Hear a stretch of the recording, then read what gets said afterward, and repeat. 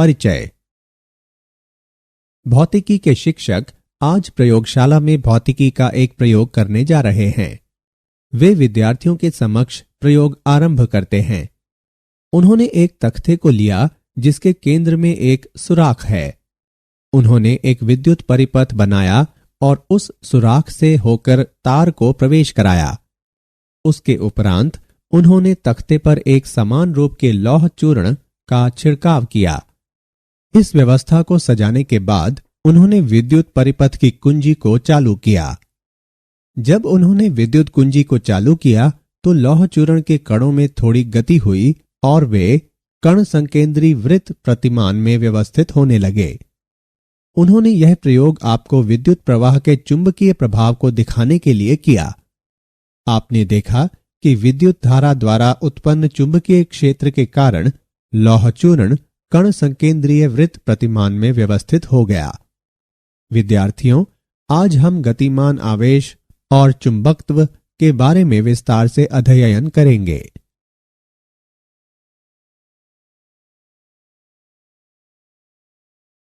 उद्देश्य। इस पाठ के अंत में आप निम्न करने में सक्षम हो जाएंगे: ऑस्ट्रेड के प्रयोग की व्याख्या करना, लोरेंज बल को परिभाषित करना, फ्लेमिंग के वामहस्त नियम और मैक्सवेल के कॉर्क स्क्रू नियम को परिभाषित करना, विद्युत धारावाही चालक पर चुंबकीय बल का परिकलन करना, संयुक्त विद्युत और चुंबकीय क्षेत्र में गति की व्याख्या करना, साइक्लोट्रॉन का वर्णन करना, बायो-स्वार्ट नियम को परिभाषित करना, विद्युत धारावाही वृत्ताकार पाश के अक्ष पर चुंबकीय क्षेत्र का परिकलन करना। ऑस्ट्रेड का प्रयोग। ऑस्ट्रेड ने अवलोकन किया कि एक सीधे तार में विद्युत धारा प्रवाहित करने पर नजदीक रखी हुई चुंबकीय सुई में विपेक्ष उत्पन्न हुआ। जब तार को सुई के ऊपर रखा गया और दक्षिण से उत्तर से दक्षिण की विद्युत धारा प्रवाहित की गई तो चुंबकीय सुई का उत्तरी ध्रुव पश्चिम की ओर विक्षेपित हो गया। जब तार को सुई के नीचे लाया गया तो सुई की विपरीत दिशा में विक्षेपण हुआ। सुई तार के केंद्रतः वृत्त की स्पर्श रेखा संरेखित होती है।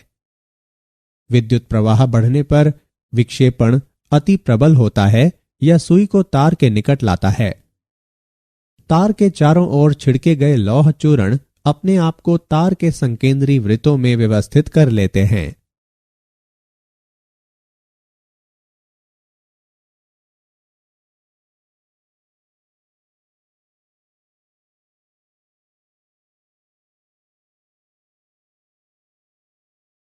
उत्तर ध्रुवीय ज्योति। ध्रुवों के निकट अक्षांश रेखाओं पर आकाश में देदीप्यमान रंग प्रदर्शित होते हैं, जो एक प्राकृतिक परिघटना है। सौर प्रज्वल के समय सूर्य के इलेक्ट्रॉन और प्रोटॉन उत्सर्जित होते हैं, जिनमें से कुछ कुंडलिनी पथ पर पृथ्वी के चुंबकीय क्षेत्र के पाश में फंस जाते हैं। ये कण ध्रुवीय प्रदेश के निकट इकट्ठा हो जाते हैं, जहां पृथ्वी की चुंबकीय क्षेत्र रेखाएं नजदीक होती हैं। वे आवेशित कण किन्हीं विशेष परिस्थितियों में वायुमंडल के अणुओं और परमाणुओं से टकराते हैं और इनसे प्रकाश उत्सर्जित होता है। यह परिघटना उत्तर दिशा में उत्तर ध्रुवीय ज्योति और दक्षिण दिशा में दक्षिण ध्रुवीय ज्योति कहलाती है। लोरेंज बल। किसी चुंबकीय क्षेत्र B पर जब V गति के साथ Q आवेश गतिमान होकर बल आरोपित करता है तो सामान्य रूप से यह चुंबकीय लोरेंज बल कहलाता है। इसके द्वारा दिया जाता है कि F बराबर Q गुणा V और B का गुणनफल। परिणाम स्वरूप F बराबर QVB sin थीटा। किसी चुंबकीय क्षेत्र में गतिमान आवेशित कण पर इसका चुंबकीय बल होता है। महत्तम मान जब कण चुंबकीय क्षेत्र के अभिलंबवत गतिमान होता है, F max बराबर QVB। न्यूनतम मान जब कण चुंबकीय क्षेत्र अथवा विपरीत क्षेत्र की दिशा में गतिमान होता है, F min बराबर 0।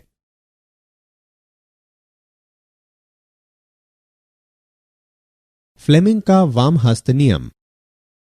यदि बाएं हाथ की तर्जनी, मध्यमा और अंगूठे को एक दूसरे के अभिलंबवत फैलाएं तो तर्जनी चुंबकीय क्षेत्र, मध्यमा विद्युत प्रवाह और अंगूठा बल की दिशा निरूपित करते हैं। इस नियम का उपयोग चुंबकीय क्षेत्र में धारावाही तार के लिए होता है। तार मोटर यंत्र के आर्मेचर के रूप में कार्य करता है।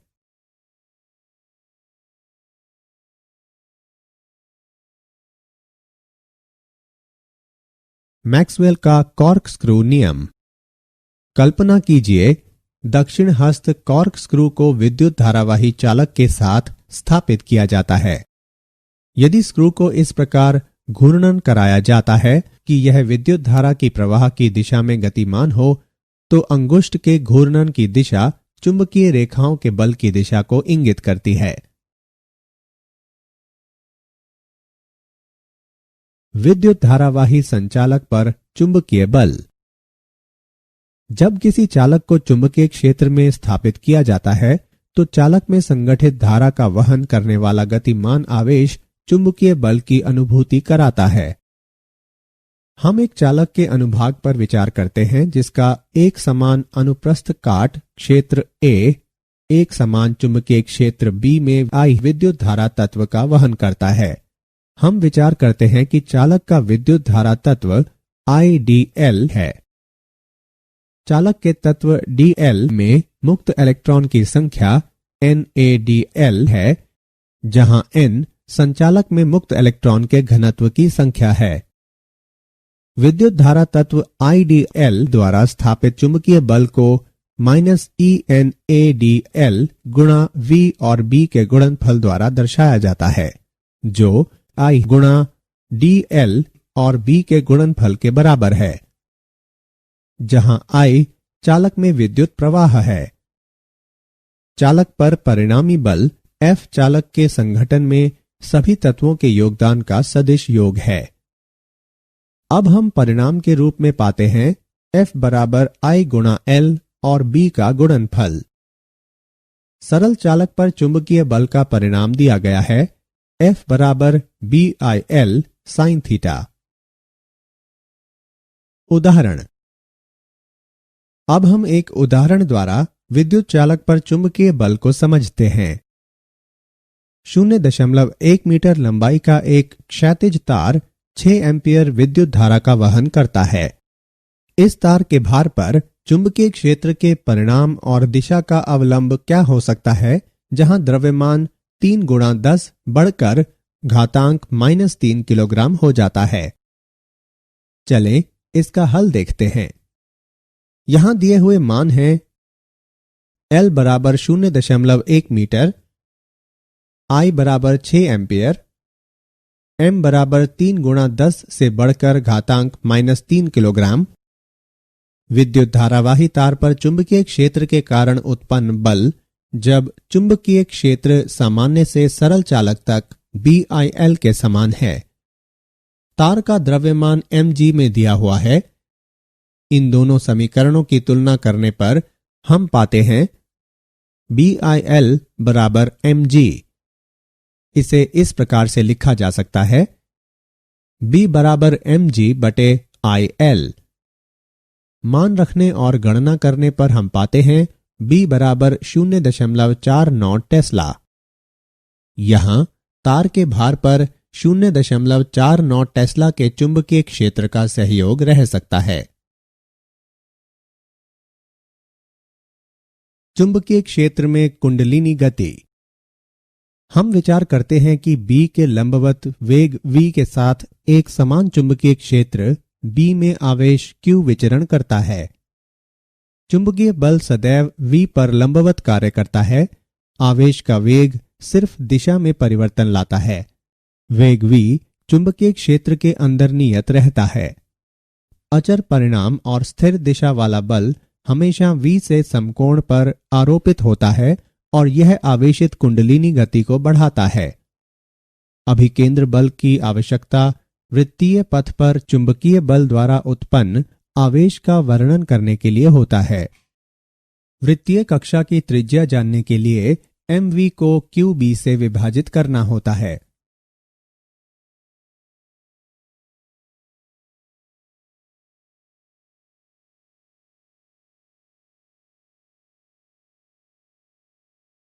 हम विचार करते हैं कि किसी कण का प्रारंभिक वेग v चुंबकीय क्षेत्र B के साथ एक पक्षीय या स्वैच्छिक कोण बनाता है। जब घटक चुंबकीय क्षेत्र में लंबवत होता है तो उसका वेग चुंबकीय क्षेत्र के समानांतर होता है। परिणाम स्वरूप वृत्तीय कक्ष का निर्माण होता है। कुंडलिनी की त्रिज्या को वृत्ताकार पदार्थ के कक्षा की त्रिज्या के रूप में परिभाषित किया जाता है। इस तरह कुंडलिनी की त्रिज्या वेग के लंबवत घटक को आवृत्ति से विभाजित कर प्राप्त किया जा सकता है। यह m गुणा वेग का लंबवत घटक विभाजित QB के बराबर होता है।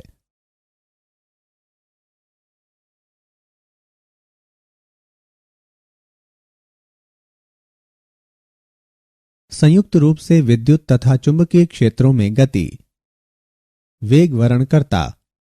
यदि कोई आवेश वेग के साथ किसी ऐसे क्षेत्र में प्रवेश करता है जहां विद्युतीय और चुंबकीय क्षेत्र इस प्रकार है कि विद्युतीय और चुंबकीय बल समान और विपरीत है, तो उस क्षेत्र में आवेश का विक्षेपण नहीं होगा। यह तब संभव है जब विद्युत बल और चुंबकीय बल आपस में एक दूसरे के लंबवत हों। साइक्लोट्रॉन। साइक्लोट्रॉन एक ऐसा यंत्र है जिसका उपयोग प्रोटॉन या आयन जैसे आवेशित कणों में उच्च ऊर्जाओं तक त्वरण उत्पन्न करने के लिए होता है। साइक्लोट्रॉन के सिद्धांत एवं कार्य। साइक्लोट्रॉन एक सिद्धांत पर काम करता है। इसके अनुसार चुंबकीय क्षेत्र किसी वृत्ताकार पथ पर अपनी गति से मुक्त आवृत्ति के साथ गतिमान आवेशित कण में बाधक होता है, जहां विद्युत क्षेत्र इसे त्वरित कर सकता है। साइक्लोट्रॉन एक रिक्त गोलाकार पात्र से बना होता है जिसमें दो डीज अंग्रेजी वर्णमाला के अक्षर डी के आकार के होते हैं, जो एक दूसरे से अलग होते हैं। दोनों डीज अपने सीधे किनारों पर खुले हैं। पात्र को बहुत ही शक्तिशाली विद्युत चुंबक के ध्रुवों के बीच स्थापित किया जाता है। डीज के रिक्त स्थान के बीच उच्च आवृत्ति वाले प्रत्यावर्ती धारा वाले विद्युत दोलक को स्थापित किया जाता है। स्रोत आयनों में त्वरण उत्पन्न करता है। कल्पना कीजिए धनात्मक आवेश Q और द्रव्यमान M के साथ एक आयन रिक्त स्थान केंद्र पर है जब D2 के सापेक्ष D1 ऋणात्मक विभव पर है। D के अंदर चुंबकीय क्षेत्र आयन को उसके रास्ते से R त्रिज्या वाले अर्धवृत्त की ओर मोड़ देता है। यहां आवेश निम्न संबंध स्थापित करता है। QVB बराबर MV वर्ग बटे R। साइक्लोट्रॉन आवृत्ति जिस पर आयन क्षेत्र में गमन करता है उसे QB बटे 2 पाई M द्वारा दर्शाया जाता है। D में आयन द्वारा एक अर्धवृत्त को पूरा करने के लिए गया समय पाई M बटे QB द्वारा बताया जाता है। अनुनाद की स्थिति में आयन बारंबार त्वरित होने और ऊर्जा प्राप्त करने के लिए डीज के बीच में एक निश्चित समय पर पहुंचता है।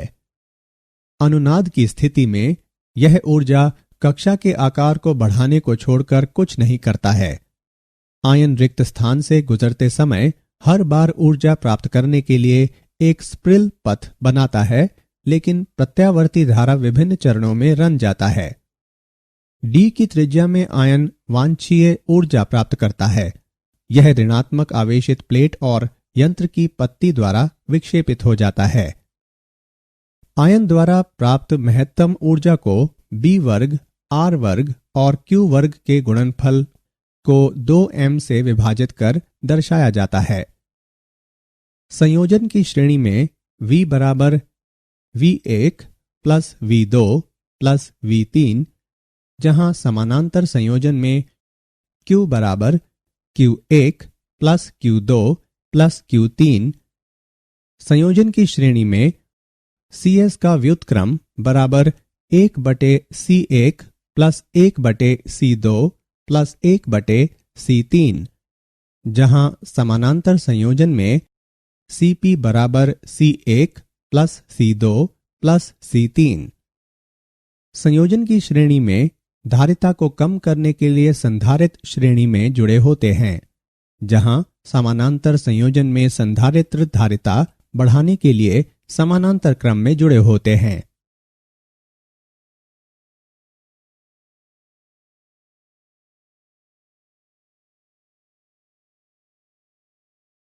साइक्लोट्रॉन के अनुप्रयोग और उसकी सीमाएं। आणविक प्रतिक्रिया के अध्ययन में इसका इस्तेमाल होता है। इसका उपयोग आयनों के ठोस में प्रत्यापरण और उनके गुणों के रूपांतरण में होता है। इसका उपयोग रेडियोएक्टिव पदार्थों के उत्पादन में होता है जो बीमारियों के निदान और उपचार में काम आता है।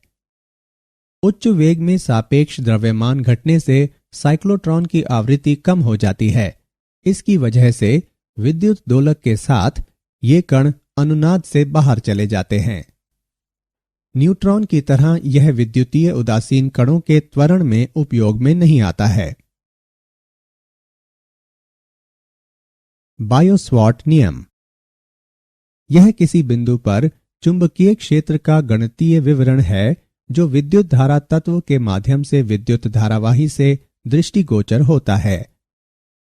बायो-सवार्ट नियम व्यक्त करता है कि किसी बिंदु P पर विद्युत प्रवाह IDL के सापेक्ष सदिश R और प्रवाही धारा I सक्रिय होती है तो चुंबकीय क्षेत्र dB का परिणाम है विद्युत धारा I के समानुपाती, विद्युत प्रवाह तत्व की लंबाई dl के समानुपाती, साइन थीटा के समानुपाती जहां थीटा r और dl के बीच के कोण हैं, और बिंदु P पर विद्युत धारा तत्व से r दूरी के वर्ग का व्युत्क्रमानुपाती।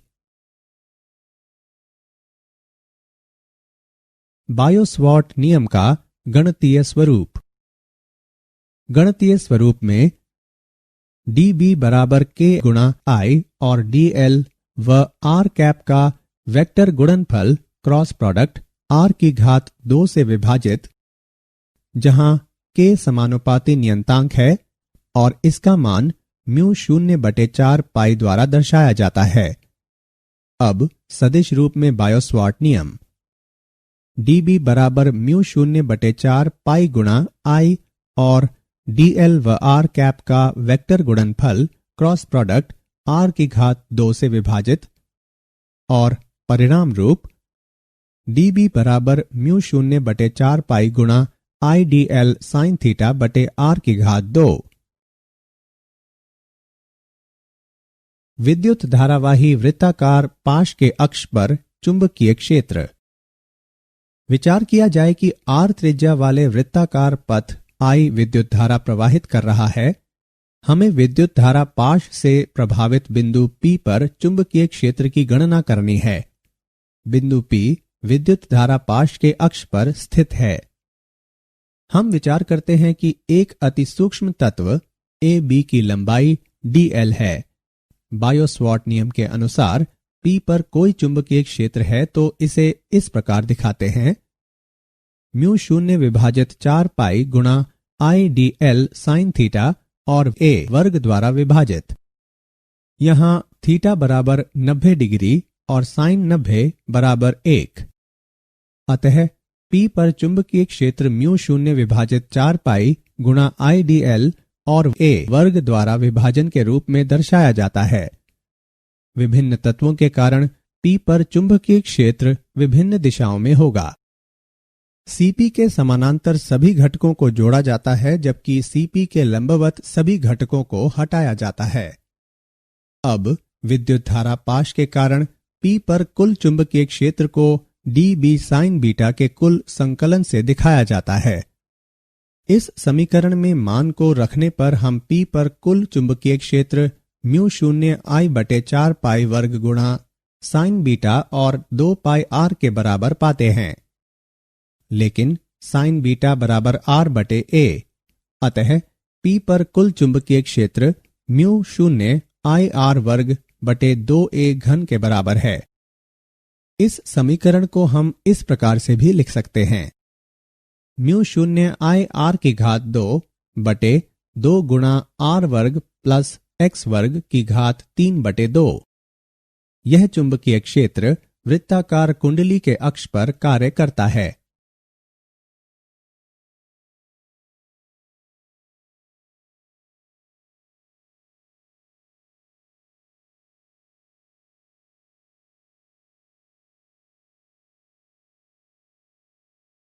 क्या आप जानते हैं साइक्लोट्रॉन और उसकी किरण पुंज रेखाएं लगभग 1.5 मेगावाट ऊर्जा खपत करती हैं। सर्वविदित चुंबकीय क्षेत्र को विद्युत धारा या परमाणु चुंबकीय गुरुत्व या समयाक्षित विद्युत क्षेत्र द्वारा प्राप्त किया जा सकता है। न्यून प्रतिरोध शंट का उपयोग दो उद्देश्यों मीटर की श्रेणी को बढ़ाने और दृढ़ता से इसका कुल प्रतिरोध कम करने के लिए किया जाता है।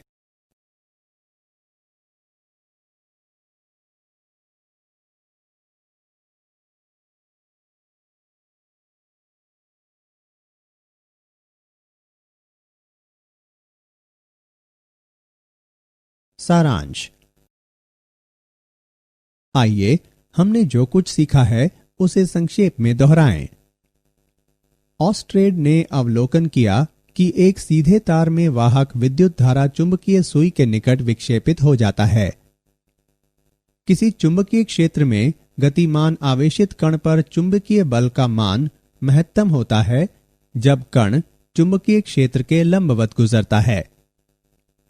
फ्लेमिंग के वाम हस्त नियम का उपयोग चुंबकीय क्षेत्र में विद्युत वाही तार के लिए होता है जब तार यंत्र में आर्मेचर के रूप में काम करता है।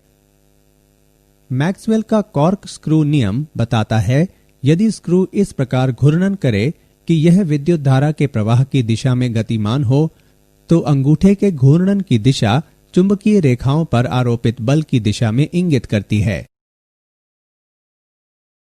अभिकेंद्र बल का उपयोग चुंबकीय बल द्वारा उत्पन्न वृत्ताकार पथ पर आवेश को जानने के लिए होता है। कुंडलिनी की त्रिज्या कक्षा के वृत्ताकार पदार्थ की त्रिज्या के रूप में परिभाषित की जाती है। साइक्लोट्रॉन एक यंत्र है जिसका उपयोग आवेशित कण को त्वरित करने के लिए होता है ताकि प्रोटॉन या आयन उच्च ऊर्जा प्राप्त कर सके। चुंबकीय क्षेत्र किसी वृत्ताकार पथ पर अपनी गति से स्वतंत्र आवृत्ति वाले गतिमान आवेशित कण को बाधित कर सकता है।